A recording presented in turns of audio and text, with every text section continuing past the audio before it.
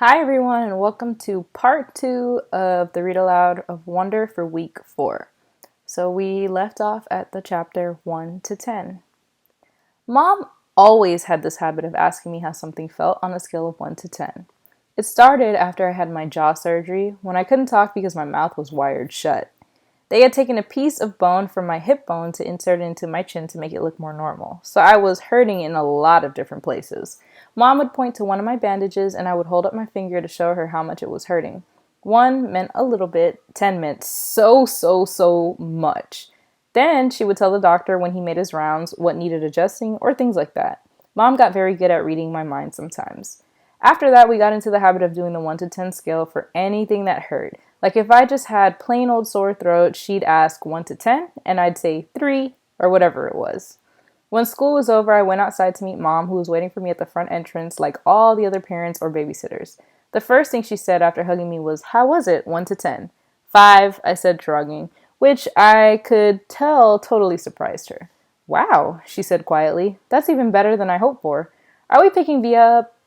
"Miranda's mother is picking her up today. Do you want me to carry your backpack, sweetness?" We had started walking through the crowd of kids and parents, most of whom were noticing me secretly, pointing me out to each other.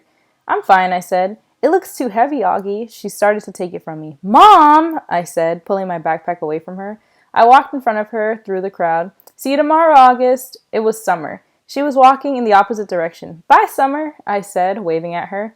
As soon as we crossed the street and were away from the crowd, Mom said, "Who was that, Augie?" "Summer." "Is she in your class?" "I have lots of classes." "Is she in any of your classes?" Mom said. "Nope."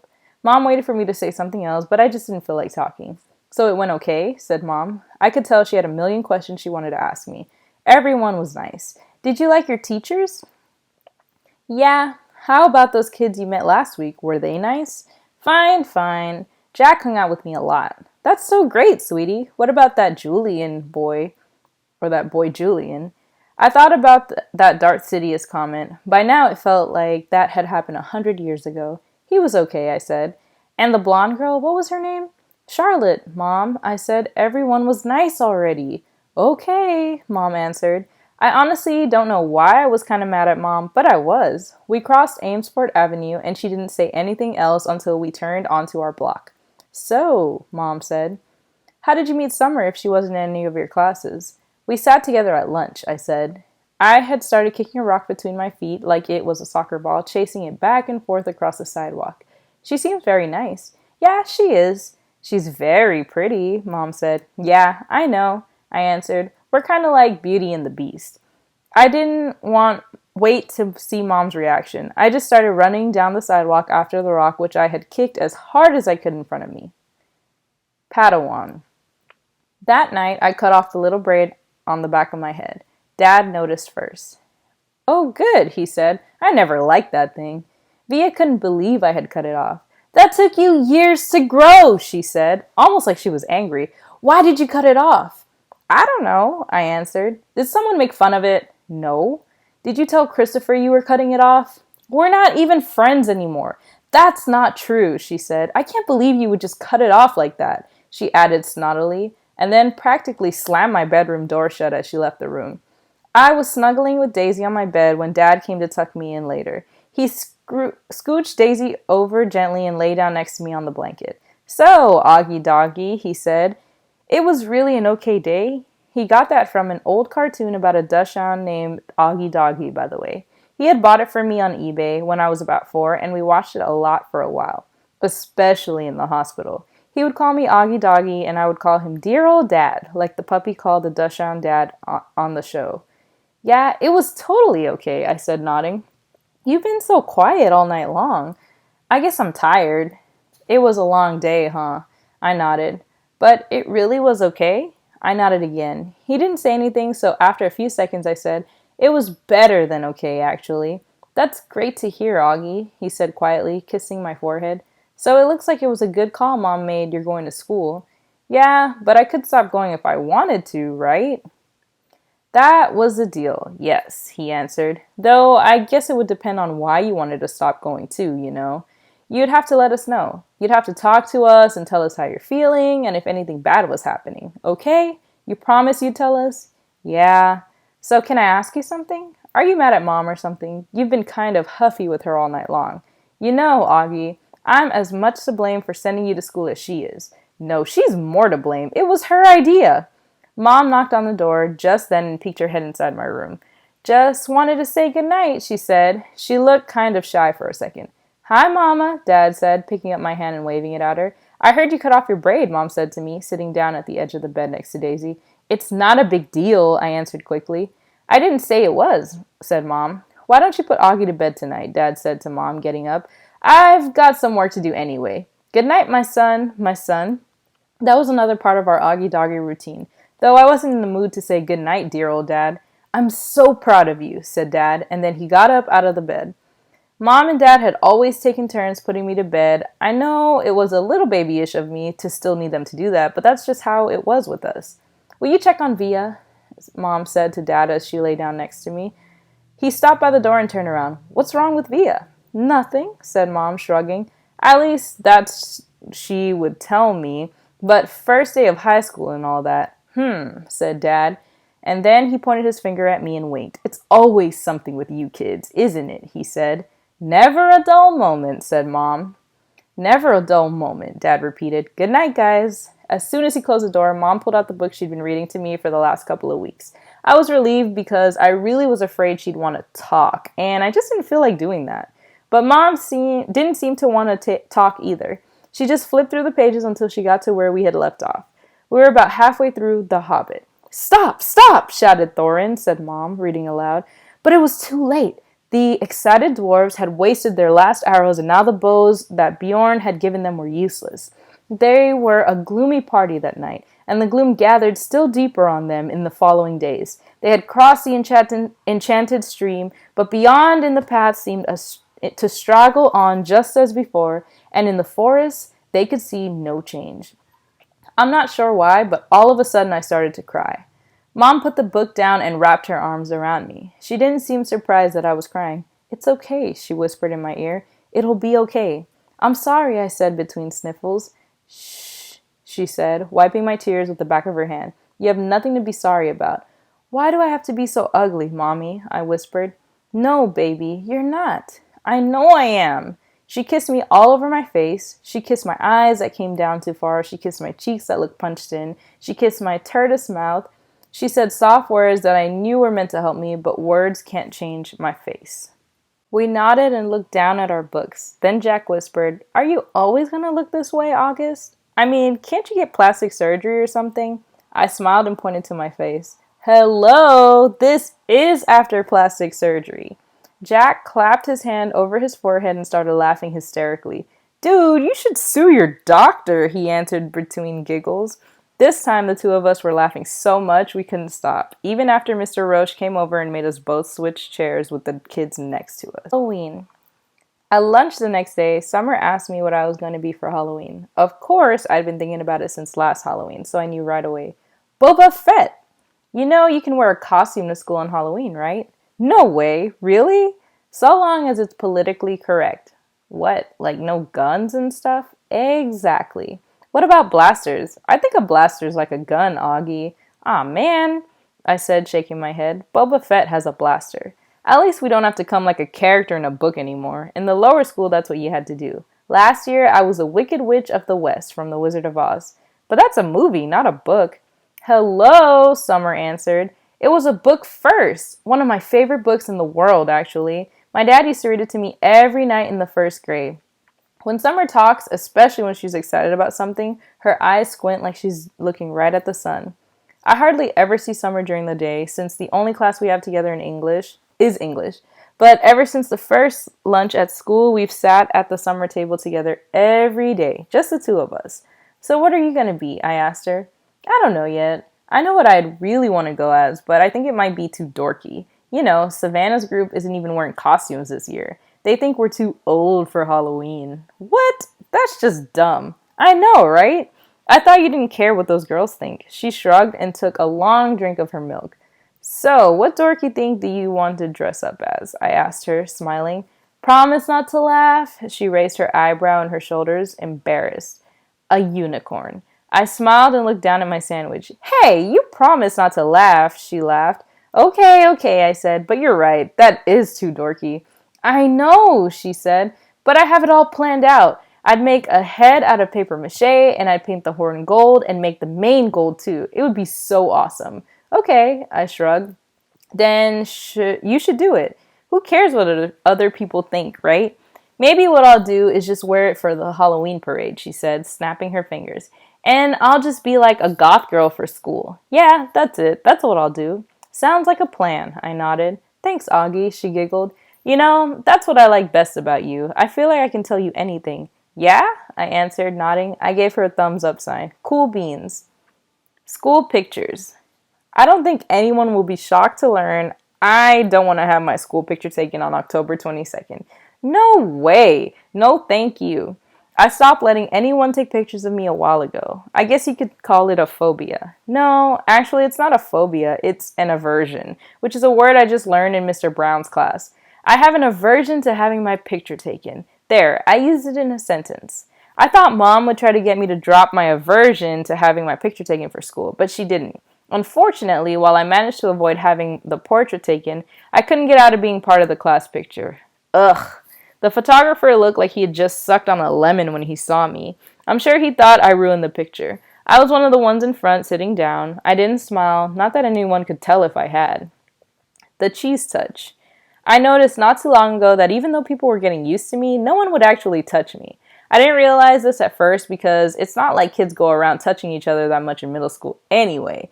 But last Thursday in dance class, which is like my least favorite class, Mrs. Atanabe, the teacher, tried to make Simena Chin be my dance partner. Now, I've never actually seen someone have a panic attack before, but I've heard about it, and I'm pretty sure Simena had a panic attack at that second. She got really nervous and turned pale and literally broke into a sweat within a minute. And then she came up with some lame excuse about really having to go to the bathroom. Anyway, Mrs. Adanabi let her off the hook because she ended up not making anyone dance together. Then yesterday in my science elective, we were doing this cool mystery powder investigation where we had to classify a substance as an acid or a base. Everyone had to heat their mystery powders on a heating plate and make observations, so we were all huddled around the powders with our notebook. Now, there are 8 kids in the elective, and 7 of them were squished together on one side of the plate, while one of them, me, had loads of room on the other side. So of course I noticed this, but I was hoping Miss Rubin wouldn't notice this because I didn't want her to say something. But of course she did notice this, and of course she said something. Guys, there's plenty of room on that side. Tristan, Nino, go over there, she said, so Tristan and Nino scooted over to my side. Tristan and Nino have always been okay nice to me. I wanted to go on record as saying that. Not super nice, like they go out of their way to hang out with me, but okay nice. Like they say hello to me and talk to me like normal. And they didn't even make a face when Miss Rubin told them to come to my side, which a lot of kids do when they think I'm not looking. Anyway, everything was going fine until Tristan's mystery powder started melting. He moved his foil off the plate just as my powder began to melt too, which is why I went to move mine off the plate, and then my hand accidentally bumped his hand for a fraction of a second. Tristan jerked his hand away so fast he dropped his foil on the floor while also knocking everyone else's foil off the heating plate. Tristan! Yelled Miss Rubin, but Tristan didn't even care about the spilled powder on the floor or that he ruined the experiment. What he was most concerned about was getting to the lab sink to wash his hands as fast as possible. That's when I knew for sure that there was this thing about touching me at Beecher Prep. I think it's like the cheese touch in Diary of a Wimpy Kid. The kids in that story were afraid they'd catch the cooties if they touched the old moldy cheese on the basketball court. At Beecher Prep, I'm the old moldy cheese. Costumes. For me, Halloween is the best holiday in the world. It even beats Christmas. I get to dress up in a costume, I get to wear a mask, I get to go around like every other kid with a mask, and nobody thinks I look weird. Nobody takes a second look. Nobody notices me. Nobody knows me. I wish every day could be Halloween. I wish we could all wear masks all the time. Then we could walk around and get to know each other before we get to see what we look like under the masks. When I was little, I used to wear an astronaut helmet everywhere I went. To the playground, to the supermarket, to pick up Via from school, even in the middle of summer. Though it was so hot my face would sweat. I think I wore it for a couple of years, but I had to stop wearing it when I had my eye surgery. I was about 7, I think. And then we couldn't find the helmet after that. Mom looked everywhere for it. She figured that it had probably ended up in Grand's attic, and she kept meaning to look for it, but by then I had gotten used to not wearing it. I have pictures of me in all my Halloween costumes. My first Halloween, I was a pumpkin. My second, I was a tiger, or Tigger. My third, I was Peter Pan. My dad dressed up as Captain Hook. My fourth, I was Captain Hook. My dad dressed up as Peter Pan. My fifth, I was an astronaut. My sixth, I was Obi-Wan Kenobi. My seventh, I was a clone trooper. My eighth, I was Darth Vader. My ninth, I was a bleeding scream, and the one that has fake blood oozing out all over the skull mask. This year, I'm going to be Boba Fett. Not Boba Fett the kid in Star Wars Episode 2, Attack of the Clones, but Boba Fett the man from Star Wars Episode 5, The Empire Strikes Back. Mom searched everywhere for the costume but couldn't find one in my size. So she bought me a Jango Fett costume since Jango was Boba's dad and wore the same armor, and then painted the armor green. She did some other stuff to make it look worn too. Anyway, it looks totally real. Mom's good at costumes. In homeroom, we all talked about what we were going to be for Halloween. Charlotte was going to be Hermione from Harry Potter. Jack was going as Wolfman. I heard that Julian was going as Jango Fett, which was a weird coincidence. I don't think he liked hearing that I was going as Boba Fett. On the morning of Halloween, Via had this big crying meltdown about something. Via's always been so calm and cool, but this year she's had a couple of these kinds of fits. Dad was late for work and was like, "Via, let's go! Let's go!" Usually Dad's super patient about things, but not when it comes to his being late for work. And his yelling just stressed out Via even more, and she started crying louder. So Mom told Dad to take me to school and that she'd deal with Via. Then Mom kissed me goodbye quickly before I even put my costume and disappeared into Via's room.